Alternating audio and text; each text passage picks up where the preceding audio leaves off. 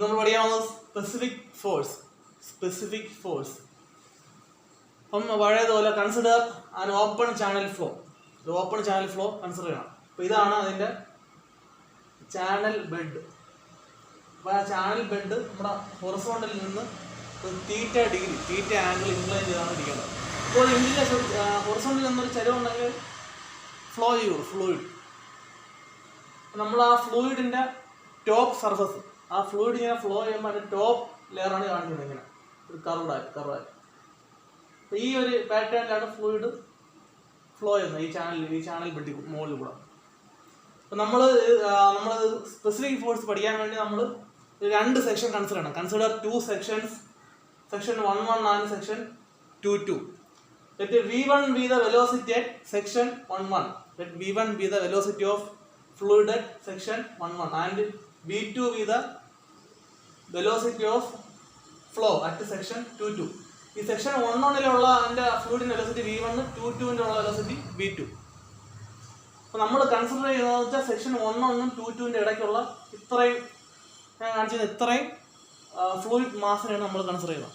Consider the fluid mass between section 11 and 22. അപ്പോൾ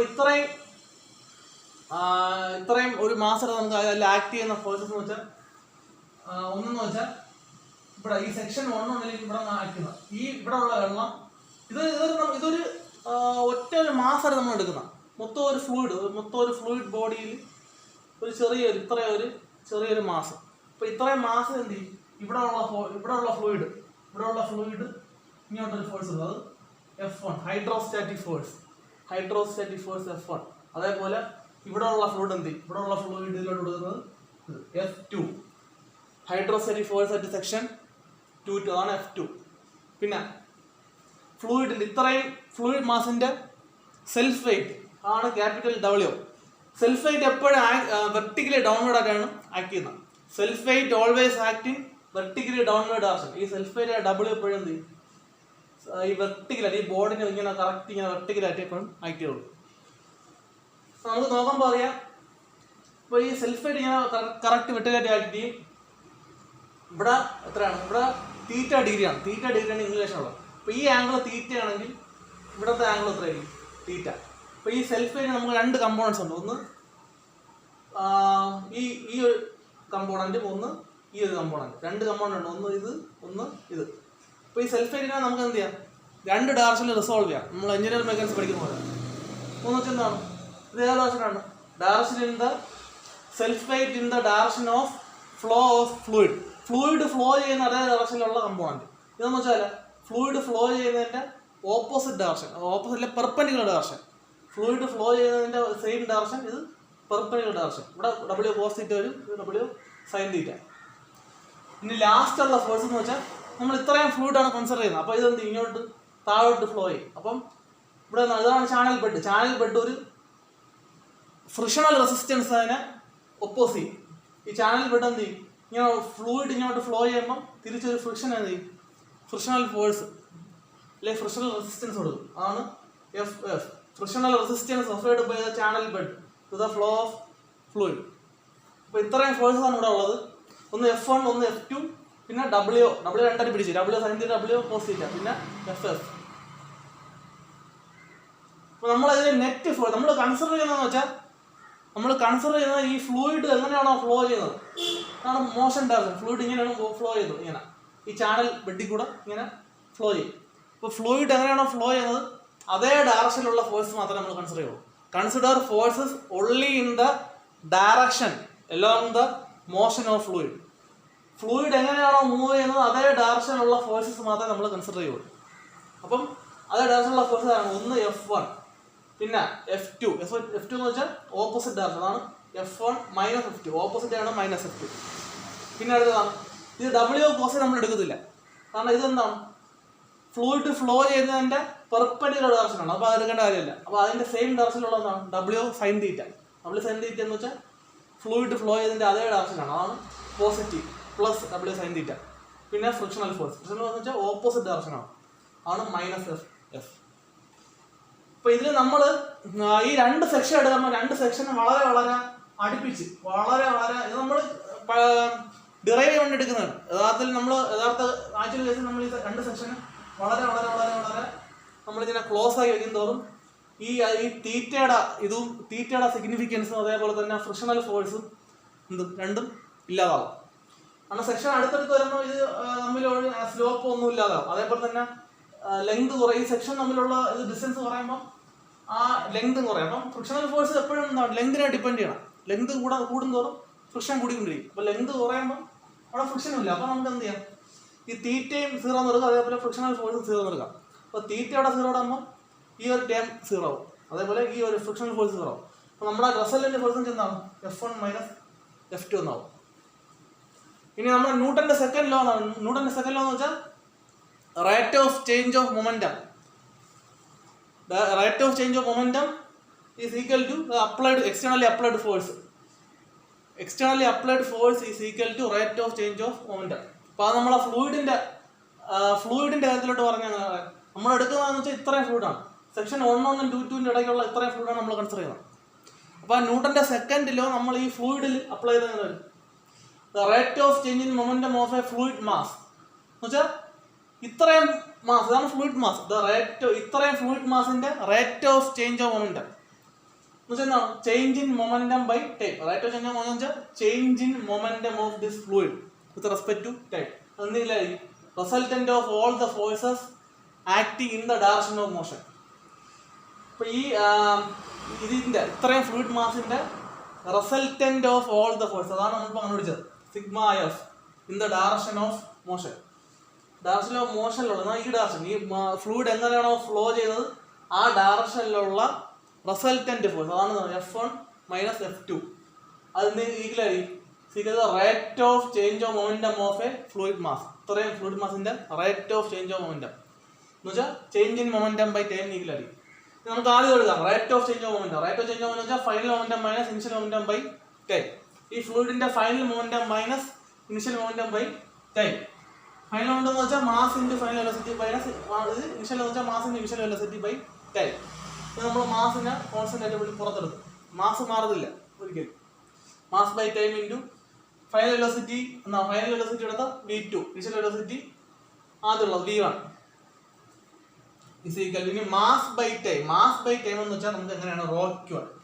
mass by time എങ്ങനെയാണ് ρQ, density into discharge into V2 - 1. അതങ്ങനെ പഠിക്കാം. Mass by time എന്ന് വെച്ചാൽ mass എന്ന് വെച്ചാൽ density into volume. Density into volume. Density വരെ നമുക്ക് എന്താ റോ. ഇനി volume by time. Volume by time എന്ന് വെച്ചാൽ quantity of fluid flowing per unit time. Quantity of fluid flowing per unit time, അല്ലെങ്കിൽ rate of flow of fluid അതാണ് എന്താ പറയുന്നത് ഡിസ്ചാർജ്. വോളിയം ബൈ ടൈമിനാണ് എന്ന് പറയുന്നത് discharge. Quantity total quantity of water per unit time അതാണ് discharge. ഇപ്പോൾ rho into Q. Volume by ടൈമിനെ Q എന്നതാണ്. അതാണ് മാസ് ബൈ ടൈമിന് ρQ ഇൻറ്റു V2 - V1. അപ്പോൾ നമ്മൾ ഈ കാര്യത്തിൽ ആദ്യത്തെ കാര്യം rate of change of momentum of a fluid mass എത്രയാണ്, ρQ ഇൻറ്റു V2 - V1 ആണ്. ഇവിടെ rate of change of momentum is equal to ρQ into V2 - V1. അത് എന്ത് രീതിയിലായിരിക്കും, is equal to resultant of all the forces in the direction of motion. അതെന്താണ് F1 - F2. അപ്പം ഇത് is equal to F1 - F2. ഇനി ഇതിൽ F1 എന്ന് വെച്ചാൽ സെക്ഷൻ 1 ആക്ട് ചെയ്യുന്ന ഈ ഫോഴ്സ്, അതിനെ ഹൈഡ്രോസ്റ്റാറ്റിക് ഫോഴ്സ് എന്നാണ് പറയുന്നത്. Hydrostatic force.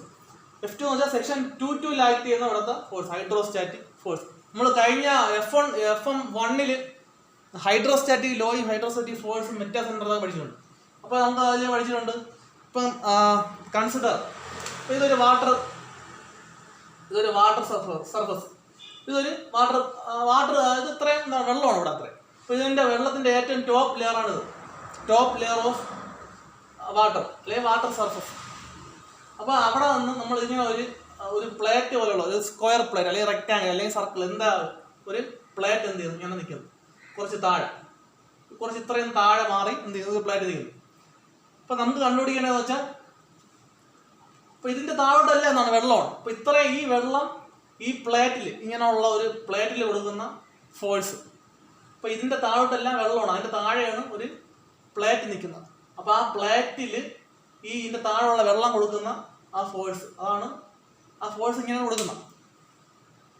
ഇങ്ങനെ ഈ ഒരു ഡയറക്ഷനിലാണ്, ഈ ബോർഡിന് പെർപെൻഡിക്കുലറായിട്ടാണ് ഫോഴ്സ് കൊടുക്കുന്നത്. ഇതേപോലെ ആ കൊടുക്കുന്ന ഫോഴ്സിനെയാണ് F1 ഹൈഡ്രോസ്റ്റാറ്റിക് പ്രഷർ ഫോഴ്സ് എന്ന് പറയുന്നത്. നമ്മൾ കഴിഞ്ഞ ഇതിൽ പഠിച്ചായിരുന്നു F1 അതിന്റെ ഫോർമുല എന്താണ്? F1 is equal to rho into density of this fluid into gravity into A1. എന്ന് വെച്ചാൽ ഈ പ്ലേറ്റിന്റെ ഏരിയ ആണ് A1 into Y1 bar. Y1 bar എന്ന് വെച്ചാൽ ഈ പ്ലേറ്റിന്റെ സെൻട്രോയിഡ് മുതൽ വെള്ളത്തിന്റെ ഏറ്റവും ടോപ്പ് വരെ, പ്ലേറ്റിന്റെ സെൻട്രോയിഡ് മുതൽ വെള്ളത്തിന്റെ ഏറ്റവും ടോപ്പ് വരെ Y1 ബാർ. അപ്പോൾ F1 is equal to rho GA Y1 bar. നമ്മൾ പഠിച്ചത് ഇങ്ങനെ പഠിച്ചിട്ടുണ്ട്. F is equal to rho G A H bar. Rho G into A H bar. പണ്ട് നമ്മൾ H ബാർ ആണ് പഠിച്ചിട്ടുള്ളത്. ആ H ബാറിനെ മാറ്റിയാണ് ഇപ്പോൾ Y1 ബാർ എന്ന് പറയുന്നത്. രണ്ടും സെയിം ആണ്. അപ്പോൾ നമുക്ക് F1 ന് പറയാം rho G A A1 Y bar. അതേപോലെ F2 എന്ന് വെച്ചാൽ എന്താണ്? F2 എന്ന് വെച്ചാൽ rho G A2 Y2 bar. അപ്പോൾ അതിൽ പറയേണ്ടതെന്ന് വെച്ചാൽ നമ്മളിത് ജനറൽ ഒരു കേസ് പറഞ്ഞതാണ്. അപ്പോൾ ഇതേപോലെയാണ് ഇവിടുത്തെ സെക്ഷൻ 1. അപ്പോൾ സെക്ഷൻ 1 എടുക്കുമ്പോൾ എന്താണ്? F1 ആകുമ്പോൾ F1 is equal to raw എന്ന് വെച്ചാൽ ഇവിടെയുള്ള ഫ്ലൂയിഡിന്റെ ഡെൻസിറ്റി. G എന്ന് വെച്ചാൽ ആക്സിലറേഷൻ ഇൻടു ഗ്രാവിറ്റി. A1 എന്ന് വെച്ചാൽ എന്താണ്? A1 എന്ന് വെച്ചാൽ ഇത്രയും നമ്മൾ ഇതിന്റെ ക്രോസ് സെക്ഷണൽ ഏരിയ, ഇത്രയും സെക്ഷന്റെ ക്രോസ് സെക്ഷണൽ ഏരിയ. അപ്പോൾ നമ്മൾ ഇതിനെ ഇങ്ങനെ കട്ട് ചെയ്ത് നമ്മൾ ഈ സൈഡിൽ നിന്ന് ഇങ്ങനെ നോക്കുമ്പോൾ ഉള്ള കാര്യമാണ്. ഇതിനെ കട്ട് ചെയ്തിട്ട് നമ്മൾ ഈ സൈഡിൽ നിന്ന് ഇങ്ങോട്ട് നോക്കുമ്പോൾ എന്ത് ചെയ്യും? ഒരു ഏരിയ ആണ് ഇതേപോലെ ഒരു ക്രോസ് സെക്ഷണൽ ഏരിയ. ആ ഏരിയ ആണ് A1 into Y1 bar. Y1 bar എന്ന് വെച്ചാൽ ഈ ഏരിയയുടെ സെൻട്രോയിഡ് മുതൽ വെള്ളത്തിന്റെ ഏറ്റവും ടോപ്പ് ലെയർ, ഇതാണ് വെള്ളത്തിന്റെ ടോപ്പ് ലെയർ തമ്മിലുള്ള ദൂരം. ഇത്രയും ദൂരമാണ് Y1 ബാർ. അതുപോലെ തന്നെ സെക്ഷൻ 2 ആകുമ്പോൾ ഇതിനെ കട്ട് ചെയ്ത് നമ്മൾ ഇങ്ങനെ നോക്കുമ്പോൾ ഒരു ഏരിയ ആണ് ഇങ്ങനെ.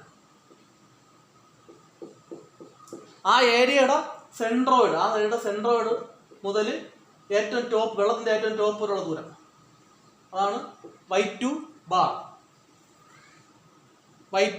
അതേപോലെ A2 എന്ന് വെച്ചാൽ ഈ ഏരിയയാണ് A2 എന്ന് പറയുന്നത്.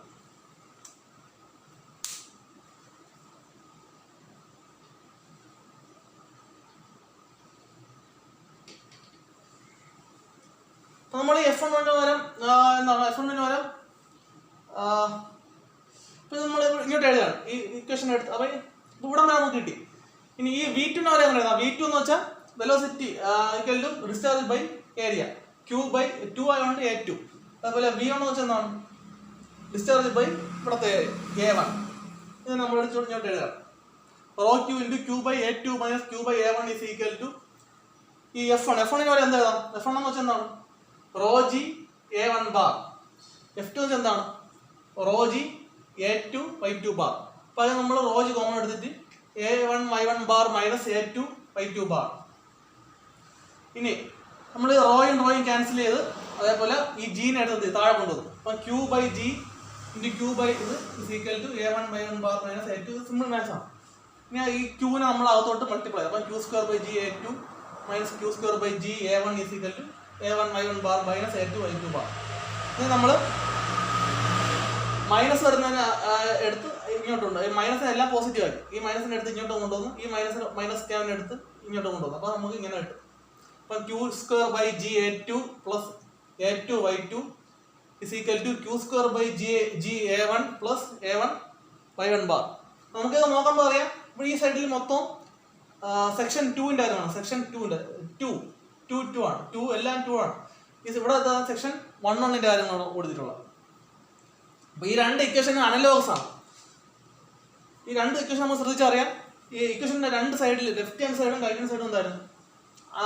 അനലോഗ്സ് ആണ്. എന്ന് വെച്ചാൽ ഇവിടെ എല്ലാം Q, ഇവിടെയും Q, G A2 അതിന് വരെ A1 ആയി, ഇവിടെ A2 അതിന് വരെ A1 ആയി, ഇവിടെ Y2 ബാർ അതിന് വരെ Y1 ബാർ ആയി. അപ്പോൾ നമുക്ക് എന്താ ഈ രണ്ട് സംഭവം സെയിം ആണ്. അപ്പോൾ ഇതില് ജനറലായിട്ട് നമുക്ക് എങ്ങനെ പറയാം?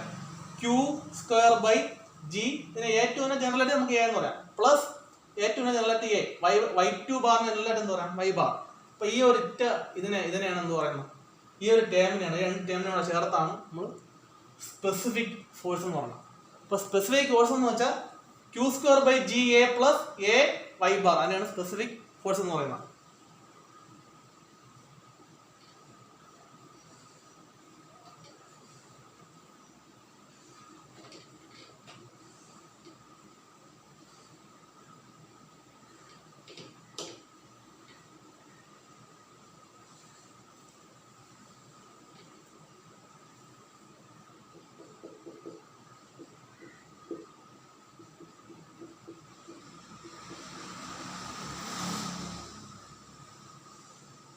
ഇതിനെ നമ്മൾ രണ്ട് ടേം ഉണ്ട്. അപ്പോൾ ഫസ്റ്റ് ടേം അതെടുക്കാം.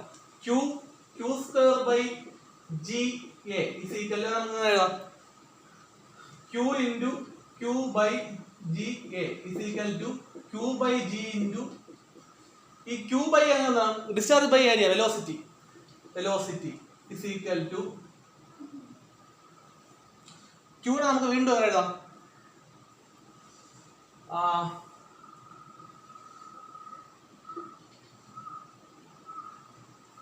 വീണ്ടും അല്ല നമുക്ക് ഇതിനെ ഈ ഇക്വേഷൻ്റെ രണ്ട് സൈഡിലും മുകളിലും താഴെ എന്ത് ചെയ്യാം റോ ഉണ്ട് മൾട്ടിപ്ലൈ. അപ്പോൾ rho Q V by rho G. അപ്പോൾ ഈ ഇക്വേഷൻ്റെ മുകളിലും താഴെ റോ ഉണ്ട് നമ്മൾ കിട്ടുക. അപ്പോൾ rho Q V by rho G എന്ന് കിട്ടും. ഇനി rho Q V by rho G. ഈ റോ ഇൻറ്റു ജി എന്ന് വെച്ചാൽ എന്താണ് റോ ഇൻറ്റു ജി ആണ് ഡെൻസിറ്റി ഇൻറ്റു ഗ്രാവിറ്റി. അതാണ് യൂണിറ്റ് വെയിറ്റ് അല്ലെങ്കിൽ സ്പെസിഫിക് വെയിറ്റ്. ഞാൻ കഴിഞ്ഞ ഫ്ലൂയിഡ് മെക്കാനിക്സ് ഒന്ന് പറഞ്ഞിട്ടുണ്ട്. അതാണ് സ്പെസിഫിക് വെയിറ്റ് അല്ലെങ്കിൽ യൂണിറ്റ് വെയിറ്റ്.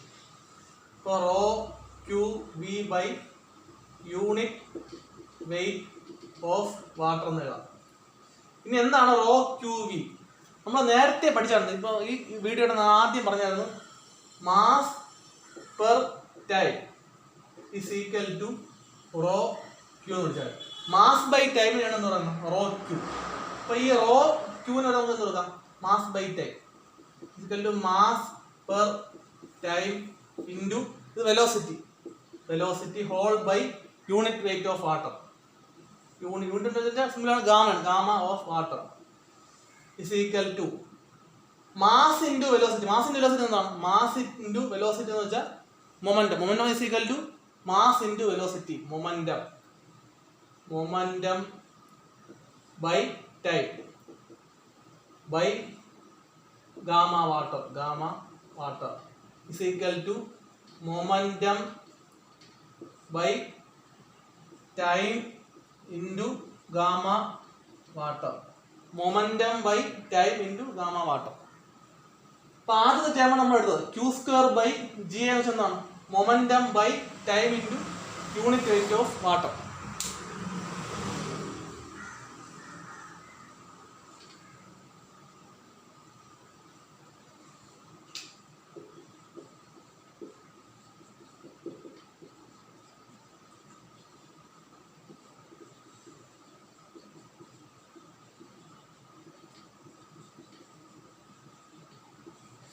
ആദ്യത്തെ ടേമിന്റെ നമുക്ക് എന്ത് കിട്ടും momentum by time into unit weight of water. രണ്ടാമത്തത് A Y bar is equal to നമുക്ക് ഈ എ വൈ ബാറിനെ നമുക്ക് താഴെ മുകളിലും താഴെ ഒരേ ടേം കൊണ്ട് മൾട്ടിപ്ലൈ റോ ജി ആണ് multiply rho G A Y bar by rho G A Y bar എന്ന് വെച്ചാൽ rho G A Y bar എന്ന് വെച്ചാൽ F1 അല്ലെങ്കിൽ എഫ് അല്ലേ എഫ് എന്ന് വെച്ചാൽ hydrostatic force by rho G എന്ന് വെച്ചാൽ യൂണിറ്റ് വെയിറ്റ് ഓഫ് വാട്ടർ. അപ്പം ഇതാണ് എൻ്റെ physical meaning. Q square by G എന്ന് വെച്ചാൽ momentum by time into unit weight of water. A Y bar എന്ന് വെച്ചാൽ hydrostatic force by unit weight of water. ചുരുക്കം ഈ രണ്ട് ടേം ഒന്നാണ്. എന്ന് വെച്ചാൽ ഇതാണ് ഫോഴ്സ് ബൈ യൂണിറ്റ് വെയിറ്റ്. എന്താണെന്ന് പറയാം മൊമെൻറ്റം ബൈ ടൈം എന്താണ് വെച്ചാൽ എന്താണ് ഫോഴ്സ് ബൈ എന്താണ് unit weight of water gamma. ഇത് എന്താണ് force by unit weight of the water gamma. അപ്പോൾ ഫോഴ്സ് ബൈ യൂണിറ്റ് വെയിറ്റ് അതിനാണെന്ന് പറയുന്നത് സ്പെസിഫിക് ഫോഴ്സ് എന്ന് കൃത്യമായി പറയുന്നത്. അപ്പോൾ നമുക്ക് ഇതിൻ്റെ ഡെഫിനിഷൻ എന്ന് പറയാം specific force is the sum of specific force is the sum of ആദ്യത്തെ ഇത് എന്താണ് momentum of flow per unit time per unit weight of water per unit time per unit weight of water. അപ്പോൾ ഇതിൻ്റെയും പിന്നെ അതേപോലെ ഇതിൻ്റെയും കൂടെ sum and എന്താണ് എ വൈ ബാർ എന്താണ് hydrostatic force per unit weight of water. hydrostatic force per unit weight of water. ഇതാണ് specific ഫോഴ്സിന്റെ definition. Specific force is the sum of ഇതെന്താണ് momentum of flow per time per unit weight of water and A Y bar എന്ന് വെച്ചാൽ hydrostatic force per unit weight of water. ഇതാണ് specific force എന്ന് പറയുന്നത്.